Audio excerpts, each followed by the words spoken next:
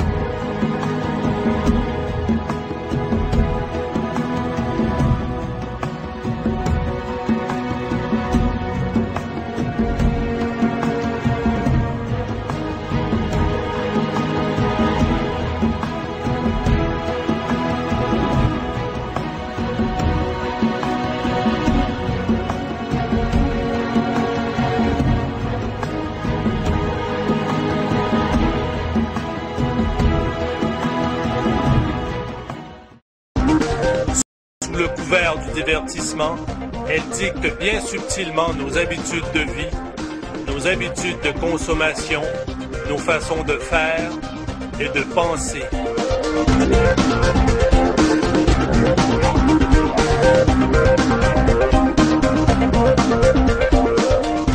Grande séductrice, elle nous complaît dans notre individualisme et cultive nos pulsions les plus égocentriques.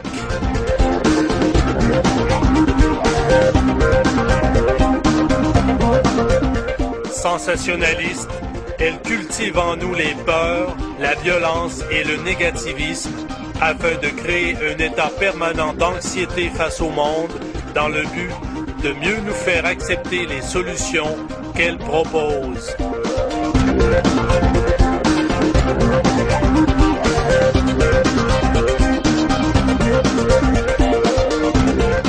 Médium passif, elle nous abrutit par son contenu vide et aliénant afin de faire de nous des esclaves dociles, incapables de réfléchir par nous-mêmes.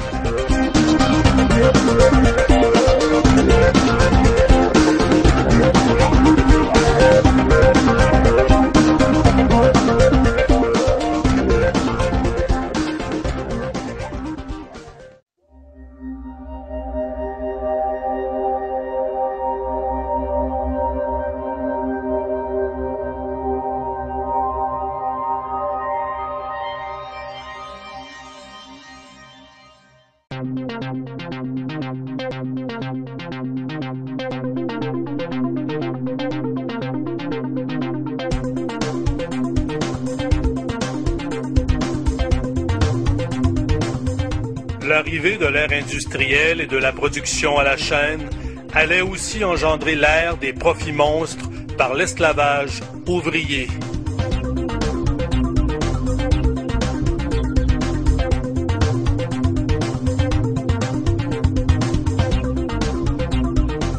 Les patrons, propriétaires des grandes cités ouvrières, récupèrent l'argent versé en salaire à leurs employés en leur revendant les biens matériels qu'ils ont eux-mêmes fabriqués.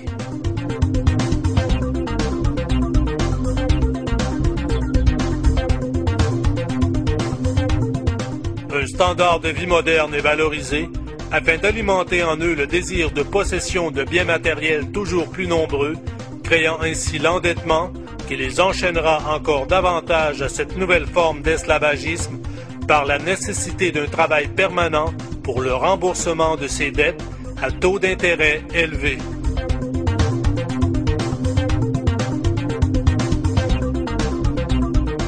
La peur de perdre ses biens, du confort et du mode de vie s'y rattachant est alimentée par les compagnies d'assurance, ce qui garantit au système une main-d'œuvre docile et soumise par la crainte de perdre ce qu'il possède, mais qui, en réalité, appartient aux banques.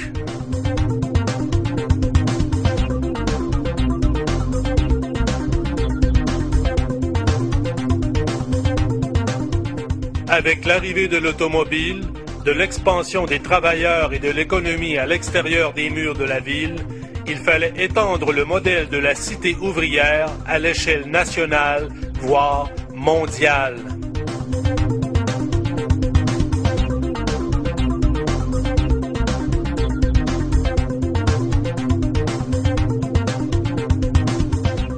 L'expansion de ce pouvoir par la possession des moyens de production et la récolte de sommes de plus en plus faramineuses a évolué en ce que nous appelons aujourd'hui la mondialisation.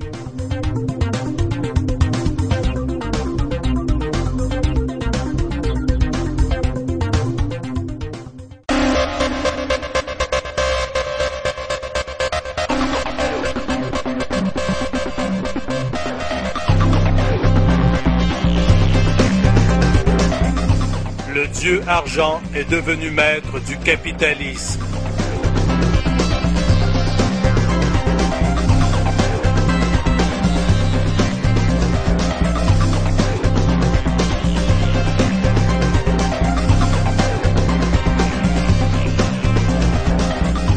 Le profit et le bénéfice net est devenu le nouveau culte des actionnaires corporatifs assoiffés de pouvoir.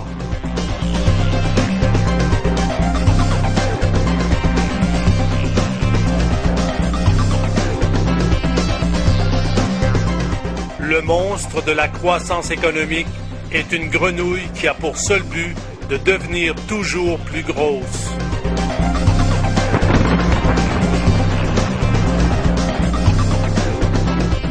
Insatiable, elle dévore les richesses naturelles de la planète, pollue tout sur son passage et exploite les pays en développement. La rentabilité est sa seule raison d'être. L'argent, créé artificiellement au rythme de ces fluctuations, est engrangé par les puissants qui tirent les ficelles de ce système par la prise de décisions qui affecteront le cours des actions en bourse. Les crises et les récessions sont créés afin d'équilibrer le système lorsqu'il y a risque d'éclatement de la grenouille, et cela au détriment des petits investisseurs et de la classe ouvrière. Croissance, inflation, récession, injection de capitaux. Le système économique est devenu un organisme vivant, une bête de nature nouvelle, créée et alimentée par les puissants de ce monde, dont eux seuls en gardent le contrôle.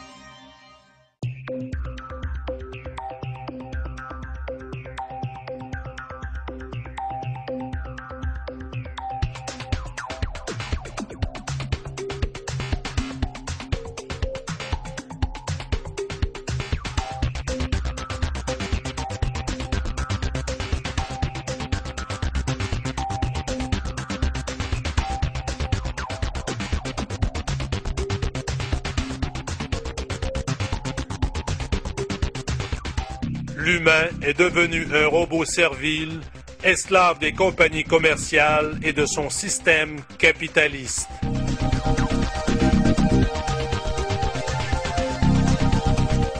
Pour avoir accès au modèle que les sociétés lui imposent, l'homme s'est fait l'esclave de ce système en échange du confort et de la sécurité matérielle.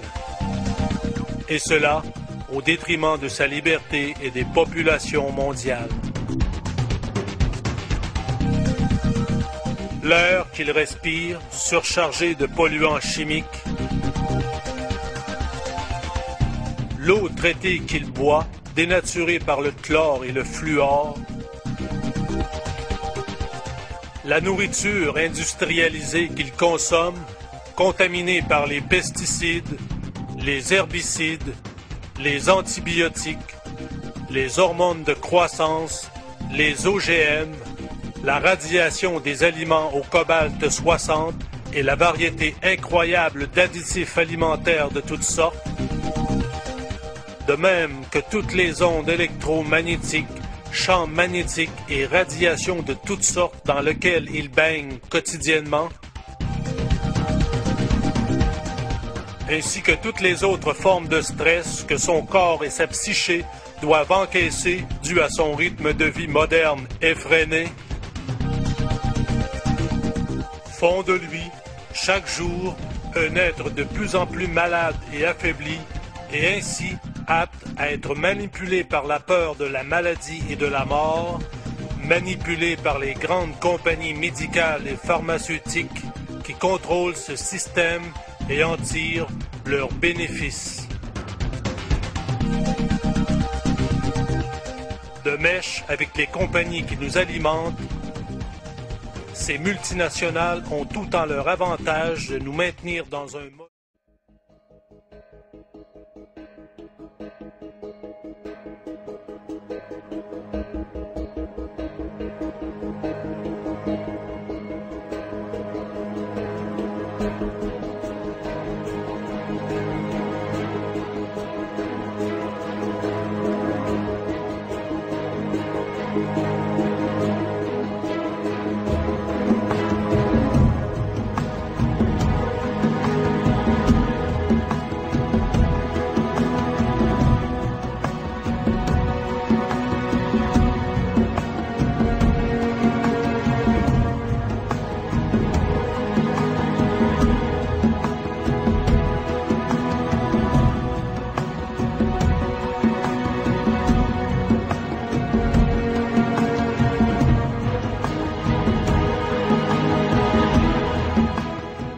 Le Saint-Esprit ne sera plus sur la terre.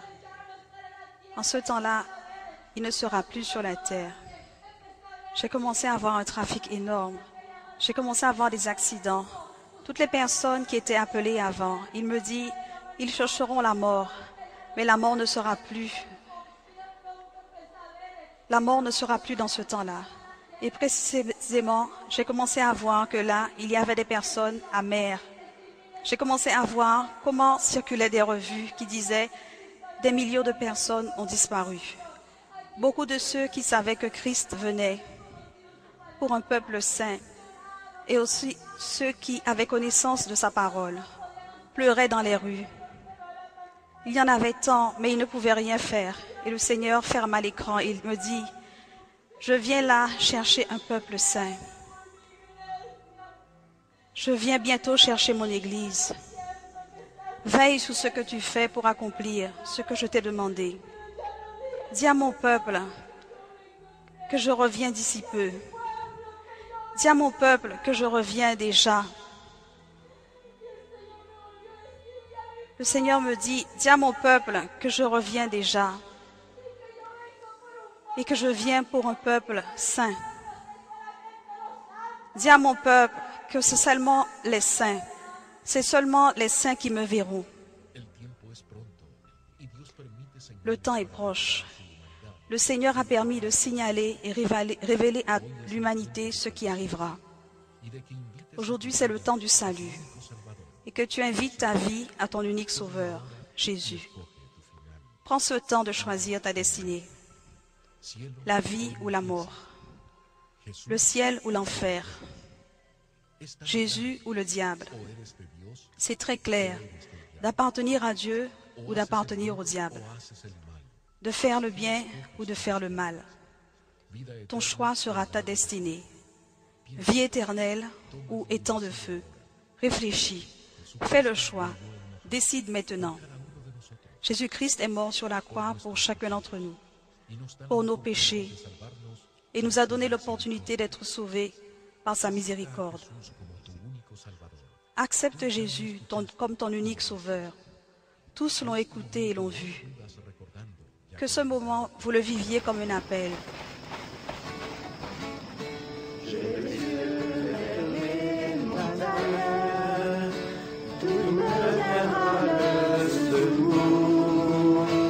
Le secours me vient de Dieu, qui a fait la terre et les cieux. Il te garde.